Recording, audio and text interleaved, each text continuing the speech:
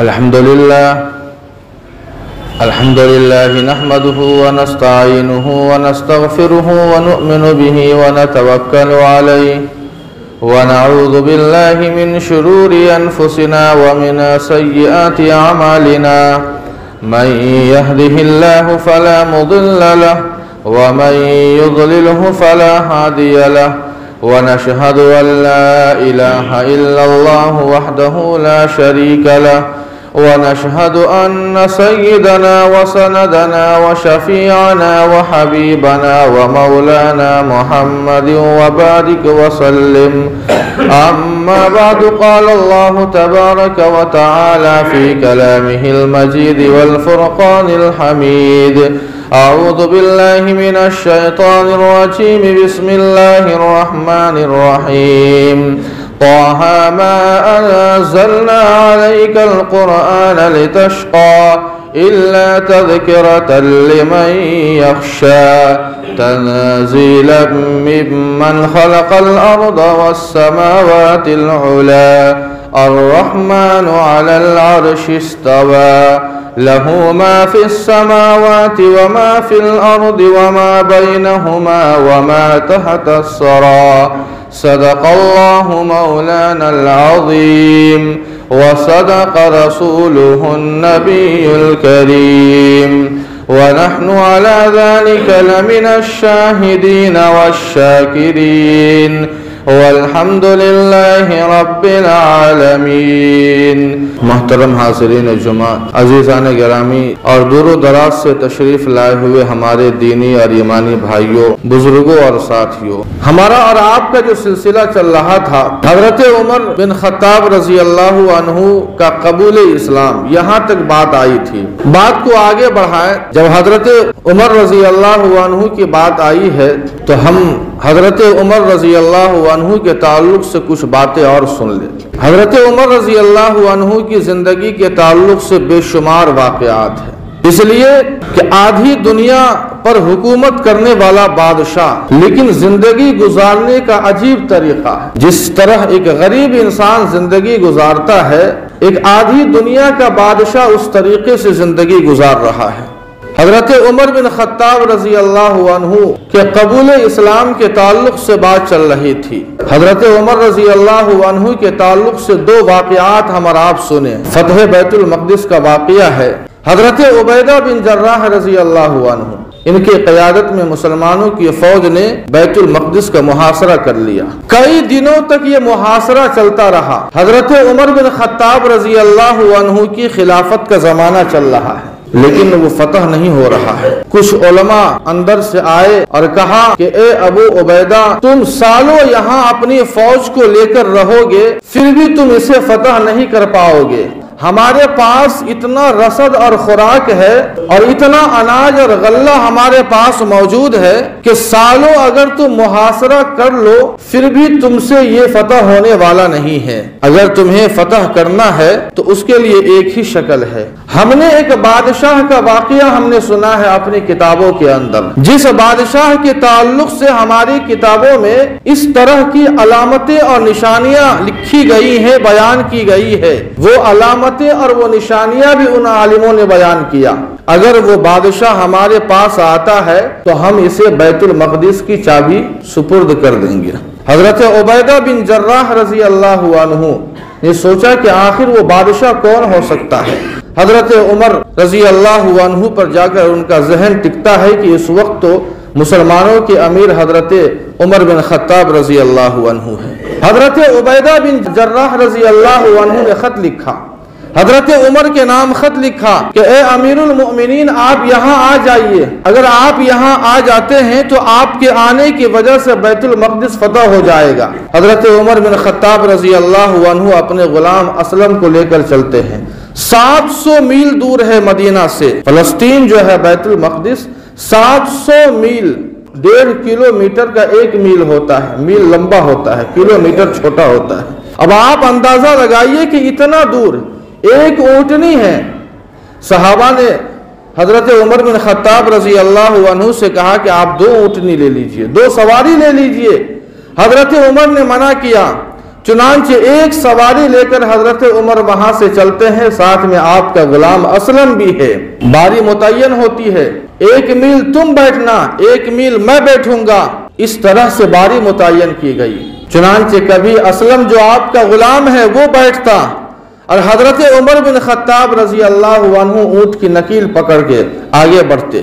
کبھی ایسا ہوتا کہ حضرت عمر کی باری ہوتی اور وہ حضرت عمر بیٹھتے اور اسلم اونٹ کی نکیل پکڑ کر آگے بڑھ رہے ہیں۔ اس طرح سے اتنا لمبا سفر طے ہوتا ہے۔ جابیہ نامی ایک مقام ہے جو بیت المقدس سے کچھ پہلے ہے۔ حضرت ابو عبیدہ بن جراح رضی اللہ عنہ اس وقت وہاں استقبال کے لیے وہاں موجود تھے۔ جب حضرت ابو عبیدہ بن جراح رضی اللہ عنہ نے حضرت عمر بن خطاب رضی اللہ عنہ کو دیکھا کہ بالکل پراگندہ حال ہے، ہاتھ میں جوتا ہے اور کپڑے گندے ہیں، پیوند لگے ہوئے ہیں، عجیب و غریب حال ہے۔ حضرت ابو عبیدہ بن جراح رضی اللہ عنہ نے کہا کہ اے امیر المؤمنین، آپ جس قوم سے ملنے جا رہے ہیں یہ بہت ہی شریف قوم ہے اور پاکی اور صفائی کے معاملے میں بہت آگے ہے، اس لیے برائے مہربانی آپ کپڑا بدل لیجئے، آپ غسل کر لیجئے، آپ کے کپڑے پر کیچڑ لگا ہوا ہے، پیوند لگے ہوئے ہیں۔ حضرت عمر بن خطاب رضی اللہ عنہ نے کہا کہ اے ابو عبیدہ، تمہیں معلوم ہونا چاہیے کہ ہم وہ قوم ہے جسے اللہ تعالیٰ نے صرف اسلام کی بنیاد پر عزت دی ہے۔ نحن قوم اعزنا اللہ بالاسلام، کہ ہمیں کپڑوں کی وجہ سے نہیں، ہمیں ہمارے جسم کی وجہ سے نہیں، بلکہ اللہ تعالیٰ نے ہمارے دین کی وجہ سے، ہمارے اسلام کی وجہ سے عزت دی ہے۔ جابیہ نامی مقام پر حضرت ابو عبیدہ نے استقبال کیا، وہاں سے پھر آگے بڑھتے ہیں بیت المقدس کی طرف۔ سارے لوگ انتظار کر رہے ہیں کہ آخر وہ بادشاہ کون ہے جس بادشاہ کے ہاتھوں بیت المقدس کو فتح ہونا ہے، اور وہ علامتیں اور وہ نشانیاں جو ہم نے اپنی کتابوں میں پڑھی ہے وہ آخر علامتیں اس بادشاہ میں موجود ہے بھی یا نہیں۔ کسی اور کو ہم چابی نہیں سونپیں گے بلکہ اسی بادشاہ کو سونپیں گے جس بادشاہ کے تعلق سے ہم نے اپنی کتابوں میں علامتیں پڑھی ہیں۔ حضرت عمر بن خطاب رضی اللہ عنہ اسی حال میں، ہاتھ میں جوتا ہے، 17 پیوند لگے ہوئے ہیں، کپڑے کے اوپر کیچڑ ہے، آگے بڑھ رہے ہیں۔ جب بیت المقدس کے بالکل قریب آتے ہیں تو اس وقت اسلم کی باری تھی بیٹھنے کی۔ اتفاق دیکھیے، اسلم جو آپ کا غلام ہے اس کی بیٹھنے کی باری تھی اور حضرت عمر بن خطاب رضی اللہ عنہ کی نکیل پکڑنے کی باری تھی۔ حضرت ابو عبیدہ نے ڈانٹا اور کہا کہ تمہیں شرم نہیں آتی ہے کہ ہمارے امیر المؤمنین اونٹ کی نکیل پکڑے آگے جا رہے ہیں اور تم بیٹھے ہو، تم نیچے اترو۔ حضرت عمر بن خطاب رضی اللہ عنہ نے کہا کہ اے ابو عبیدہ، چھوڑ دو اسے، باری تو باری ہوتی ہے، الدور دور، باری جس کی بھی ہو اس کا حق ہے، اسے بیٹھنے دو۔ حضرت عمر بن خطاب رضی اللہ عنہ اونٹ کی نکیل پکڑے ہوئے آگے جا رہے ہیں۔ جب بیت المقدس کے قریب پہنچتے ہیں تو لوگوں کا یہ گمان تھا کہ جو امیر اور جو بادشاہ ہوگا وہ تو سواری کے اوپر براجمان ہوگا، بیٹھا ہوگا۔ لوگوں نے کہا کہ اے ابو عبیدہ، تمہارا یہی بادشاہ ہے جس کے ہونٹ کالے اور بالکل موٹے ہیں؟ یہ کالا بادشاہ، اس کا کپڑا بھی ویسا نہیں ہے، اس کے کپڑے پر پیبند بھی نہیں ہے، اور وہ جوتا ہاتھ میں ہونا چاہیے، وہ ساری علامتیں جو ہم نے پڑھی ہے اس کے اندر نہیں ہے۔ حضرت ابو عبیدہ نے کہا کہ تمہیں غلط فہمی ہو رہی ہے، جو انسان نکیل پکڑے ہوا ہے وہی ہمارے امیر اور ہمارے بادشاہ ہے۔ جب علماء نے دیکھا کہ حضرت عمر بن خطاب رضی اللہ عنہ جو اونٹ کی نکیل پکڑے ہوئے تھے ان کے حلیے پر جب نظر دوڑائی تو وہ ساری کی ساری علامتیں حضرت عمر کے اندر پائی جا رہی تھی کہ چہرے پر روب ہوگا، ہاتھ میں جوتا ہوگا، دونوں کاندھوں کے درمیان 17 پیوند لگے ہوں گے، کپڑے پر کیچڑ ہوگا، لیکن مسلمانوں کا بادشاہ ہوگا۔ جب دیکھا ان لوگوں نے تو دیکھتے ہی بیت المقدس کی چابی حضرت عمر کے حوالے کر دی، خون بہنے اور بہانے کی کوئی ضرورت نہیں پیش آئی۔ حضرت عمر بن خطاب رضی اللہ عنہ کا یہ حال تھا۔ حضرت عمر بن خطاب رضی اللہ عنہ کے زمانے میں مصر فتح ہوا۔ مصر کے اندر دریائے نیل خشک ہو جایا کرتا تھا، ہر سال خشک ہو جایا کرتا تھا۔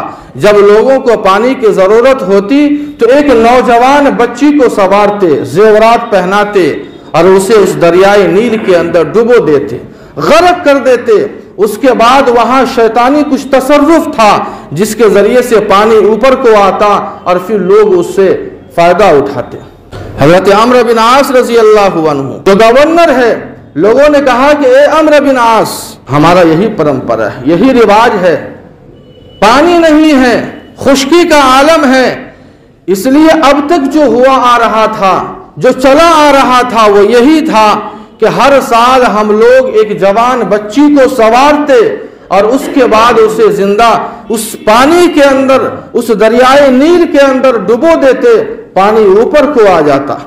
حضرت عمرو بن عاص رضی اللہ عنہ نے کہا کہ یہ تو ظلم ہے، ایک معصوم بچی کے ساتھ اس طرح کرنا، اس کی اسلام اجازت نہیں دیتا ہے، ہمارا دین اجازت نہیں دیتا ہے۔ تو لوگوں نے کہا کہ آخر پانی کیسے آئے گا؟ حضرت عمرو بن عاص رضی اللہ عنہ نے امیر المؤمنین حضرت عمر بن خطاب رضی اللہ عنہ کو خط لکھا اور پورا حال سنایا، پورا واقعہ سنایا کہ آخر دریائے نیل ہر سال خشک ہو جاتا ہے اور پانی اس طرح اس میں آتا ہے۔ سارا واقعہ حضرت عمرو بن عاص رضی اللہ عنہ نے اس میں لکھا۔ حضرت عمر بن خطاب رضی اللہ عنہ نے 2 خط لکھا۔ ایک خط تو گورنر حضرت عمرو بن عاص کے نام سے لکھا کہ اے عمرو بن عاص، تم نے اچھا کیا اس رسم کو بند کر دیا، تم نے اچھا کیا کہ کسی بچی کو غرق ہونے سے بچا لیا۔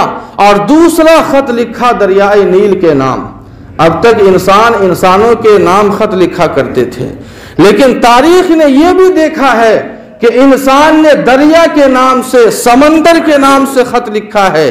حضرت عمر بن خطاب رضی اللہ عنہ نے دریائے نیل کے نام سے خط لکھا۔ بسم اللہ الرحمن الرحیم، من عبد اللہ امیر المؤمنین عمر بن الخطاب الى نیل مصر، اما بعد فإن كنت تجری بنفسك فلا تجری وإن كان اللہ الواحد القہار یجریک فنسأل اللہ ان یجریک۔ حضرت عمر بن خطاب نے اس میں یہ لکھا کہ اے دریائے نیل، اگر تو اپنے من سے جاری ہوتا ہے، اگر تو اپنی مرضی سے جاری ہوتا ہے تو تیرے پانی کی کوئی ضرورت نہیں ہے، ہمیں تیرے پانی کی کوئی ضرورت نہیں ہے، لیکن اگر تو اللہ کے حکم سے جاری ہوتا ہے تو لوگوں کو نقصان مت پہنچا۔ حضرت عمر بن عاص رضی اللہ عنہ نے وہ خط جو حضرت عمر نے دریائے نیل کے نام سے لکھا تھا، وہ خط دریائے نیل میں ڈال دیا۔ خط ڈالنا تھا کہ صبح جب لوگوں نے دیکھا کہ 17 ہاتھ پانی نیچے ہو چکا تھا، اب 17 ہاتھ پانی اوپر آ چکا ہے۔ حضرت عمر بن خطاب رضی اللہ عنہ یہ وہ اکلوتے صحابی ہیں جن کے بارے میں اللہ کے نبی نے کہا کہ لو کان بعدی نبی لکان عمر، کہ میرے بعد اگر اللہ تعالیٰ کسی کو نبی بناتے، ویسے نبی تو نہیں بنائیں گے، نبوت کا دروازہ بند ہو چکا ہے، لیکن اگر اللہ کو منظور ہوتا کسی کو نبی بنانا تو وہ کسی اور کو نہیں بناتے بلکہ حضرت عمر کو بناتے۔ حضرت عمر کی خصوصیت یہ ہے کہ اسلام میں سب سے پہلے امیر المؤمنین کا لقب حضرت عمر ہی کو ملا ہے۔ بے شمار واقعات ہے۔ حضرت عمر رضی اللہ عنہ کے قبول اسلام کے تعلق سے بات چل رہی تھی۔ حضرت عمر بن خطاب رضی اللہ عنہ کا سامنا بہن سے ہوتا ہے اور دونوں کا آپس میں تکرار ہوتا ہے۔ حضرت عمر بن خطاب رضی اللہ عنہ کفر کی حالت میں ہیں، بہت مارا بہن کو، بہت زیادہ مارا، لہو لہان کر دیا۔ بہنوئی بھی موجود ہے اور وہ معلم جو قرآن پڑھا رہا تھا وہ بھی گھر میں موجود ہے۔ حضرت عمر بن خطاب رضی اللہ عنہ نے مار مار کر جب لہو لہان کر دیا، لیکن حضرت فاطمہ جو حضرت عمر کی بہن ہے وہ ڈٹی رہی، اسلام پر جمی رہی اور کہا کہ اے عمر، اگر تیری رگوں میں خطاب کا خون دوڑتا ہے تو میری رگوں میں بھی خطاب ہی کا خون دوڑتا ہے، میں بھی اسی باپ کی بیٹی ہوں جس باپ کا تو بیٹا ہے۔ حضرت عمر نے دیکھا کہ ایک عورت ذات، ایک عورت ہے جو بالکل نازک ہوتی ہے، کمزور ہوتی ہے، لیکن آخر اس کلمے کے اندر، اس ہستی کے اندر کیسی طاقت ہے کہ جس کلمے کی بنیاد پر یہ عورت ڈٹی رہی، جمی رہی۔ آخر دیکھے آخر ماجرا کیا ہے۔ حضرت عمر نے جانچنا چاہا اس کلمے کو، اس دین کو، اس ہستی کو، چنانچہ اللہ کے نبی علیہ الصلوۃ والسلام کے دربار میں حضرت عمر پہنچتے ہیں، اور اس کے بعد جب حضرت عمر کی ملاقات اللہ کے نبی سے ہوتی ہے اسی وقت کلمہ پڑھتے ہیں۔ سارا واقعہ ہم نے اس سے پہلے سنا۔ یہ 40ویں ہیں، 38 لوگ مسلمان ہو چکے تھے اس سے پہلے، 39ویں حضرت حمزہ تھے اور 40ویں حضرت عمر بن خطاب رضی اللہ عنہ۔ مسلمانوں کو بڑی تقویت ملی، بڑی تقویت ملی، اس لیے کہ اسلام کے دامن میں 2 بڑے شیر آ چکے تھے، ایک حضرت حمزہ اور دوسرے حضرت عمر بن خطاب رضی اللہ عنہ۔ یہ 2 بڑے شیر تھے۔ حضرت عمر بن خطاب رضی اللہ عنہ نے اللہ کے نبی سے اسلام لانے کے بعد جو سب سے پہلی مرتبہ جو بات کی، وہ گفتگو بھی ہم نے اس سے پہلے سنی۔ حضرت عمر نے کہا کہ اللہ کے نبی ہمارا دین سچا نہیں ہے۔ اللہ کے نبی نے کہا کہ ہمارا دین سچا ہے۔ حضرت عمر نے کہا کہ کیا ہم لوگ حق پر نہیں ہیں؟ اللہ کے نبی نے کہا کہ بے شک ہم لوگ حق پر ہے۔ حضرت عمر نے کہا کہ جو کتاب اللہ نے آپ کے اوپر نازل کی ہے کیا وہ کتاب سچی نہیں ہے؟ کہا کہ بالکل سچی ہے، سب سچے ہیں۔ حضرت عمر نے کہا کہ جب یہ معاملہ ہے تو ہم لوگ چھپ کر کب تک اللہ کی عبادت کرتے رہیں گے؟ حضرت عمر رضی اللہ عنہ نے پہلی مرتبہ اسلام لانے کے بعد مسلمانوں نے خانہ کعبہ کے اندر کھل کر نماز پڑھی۔ اللہ کے نبی علیہ الصلوۃ والسلام نے 2 صفیں بنائی، 40 آدمی ہیں، 2 صفیں بنائی ہے۔ ایک صف کے آگے حضرت حمزہ رضی اللہ عنہ اور دوسری صف کے آگے حضرت عمر بن خطاب رضی اللہ عنہ، اور بیچ میں اللہ کے نبی علیہ الصلوۃ والسلام ہے۔ اللہ کے نبی علیہ الصلوۃ والسلام پورے قافلے کو لے کر خانہ کعبہ کی طرف جا رہے ہیں، خانہ کعبہ کی طرف جا رہے ہیں۔ کھلبلی سی مچ گئی ہے، اس لیے کہ آج تک خانہ کعبہ میں کسی نے بھی کھل کر نماز نہیں پڑھی تھی۔ پہلی مرتبہ اللہ کے نبی اپنے ساتھیوں کے ساتھ نماز پڑھنے جا رہے ہیں۔ اللہ تعالیٰ ادھر سے حضرت جبرائیل علیہ الصلوۃ والسلام کو وحی لے کر بھیجتے ہیں، یا ایھا النبی حسبک اللہ ومن اتبعک من المؤمنین، کہ اے میرے محبوب آپ کو ٹینشن لینے کی ضرورت نہیں ہے، گھبرانے کی ضرورت نہیں ہے، اس لیے کہ آپ کے لیے اللہ کافی ہے اور آپ کے یہ ساتھی کافی ہے، اس لیے آپ بالکل نہیں گھبرائیے۔ حضرت عمر بن خطاب رضی اللہ عنہ، حضرت حمزہ رضی اللہ عنہ دونوں صفوں کے آگے ہیں، اللہ کے نبی بیچ میں موجود ہے۔ حضرت جبرائیل وحی لے کر آتے ہیں، یا ایھا النبی حسبک اللہ ومن اتبعک من المؤمنین۔ اللہ کے نبی علیہ الصلوۃ والسلام پہلی مرتبہ خانہ کعبہ میں جاتے ہیں اور اپنے ساتھیوں کے ساتھ نماز پڑھتے ہیں۔ حضرت عمر نے اعلان بھی کیا، حضرت عمر نے اعلان بھی کیا کہ اگر کوئی انسان اپنی عورتوں کو بیوہ کرنا چاہے، اپنے بچوں کو یتیم کرنا چاہے، تو پھر وہ مکہ سے باہر میرا مقابلہ کر لے، ورنہ میرے ساتھیوں کا اور میرا راستہ چھوڑ دے۔ کسی کی ہمت نہیں ہوئی حضرت عمر بن خطاب رضی اللہ عنہ سے مقابلہ کرنے کی۔ اللہ کے نبی علیہ الصلوۃ والسلام نے اپنے مشن کو چھوڑا نہیں، آگے بڑھاتے رہے۔ یہ 6 نبوی ہے، نبوت کو ملے ہوئے 6 سال ہو چکے ہیں۔ اس کے بعد ایک عجیب معاملہ پیش آتا ہے۔ اب تک تو کفار مکہ اور مشرکین مکہ اللہ کے نبی کو پریشان کیا کرتے تھے، صحابہ کرام کو پریشان کیا کرتے تھے، لیکن اب بات یہاں تک پہنچ گئی کہ آپ کے محبوب چچا، آپ کے چچا خواجہ ابو طالب جو بڑے آپ کے ہمدرد تھے، کئی لوگ خواجہ ابو طالب کے پاس آئے اور کہا کہ آپ اپنے بھتیجے کو سمجھائیے، آپ اپنے بھتیجوں کو سمجھائیے، وہ ایک نئے دین کی دعوت دیتا ہے اور ہمارے آباء و اجداد کے دین سے وہ ہمیں پھیرنا چاہتا ہے۔ کئی وفود آئے کفار مکہ اور مشرکین مکہ کے۔ جب خواجہ ابو طالب پریشان ہو گئے تو خواجہ ابو طالب نے اپنے بھتیجے اللہ کے نبی علیہ الصلوۃ والسلام کو بلایا اور بلانے کے بعد کہا کہ اے بھتیجے، میں بوڑھا ہو چکا ہوں، میں کمزور ہو چکا ہوں، میرے اندر وہ طاقت نہیں رہی ہے، میرے بڑھاپے کا ذرا خیال کرو اور تم نئے دین کی دعوت دینا چھوڑ دو۔ مکہ والوں نے یہ بھی کہا ہے، یہ آفر دیا ہے، کھلا یہ آفر دیا ہے کہ اگر محمد مکہ کی سب سے خوبصورت لڑکی سے نکاح کرنا چاہے تو ہم راضی ہیں، اگر اسے مال و دولت کی ضرورت ہے اس نئے دین کی آڑ میں تو ہم اسے اس کے قدموں میں مال و دولت کو بھی نچھاور کر دیں گے، جو وہ چاہتا ہے ہر چیز اسے ہم نچھاور کریں گے، لیکن شرط یہی ہے کہ وہ اس نئے دین سے منہ موڑ لے، اس کی دعوت دینا چھوڑ دے۔ اللہ کے نبی نے کیا جواب دیا تھا انشاءاللہ ہم اور آپ اگلا جمعہ سنیں گے۔ اللہ پاک ہم سبوں کو عمل کی توفیق عطا فرمائے۔ وما علینا الا البلاغ۔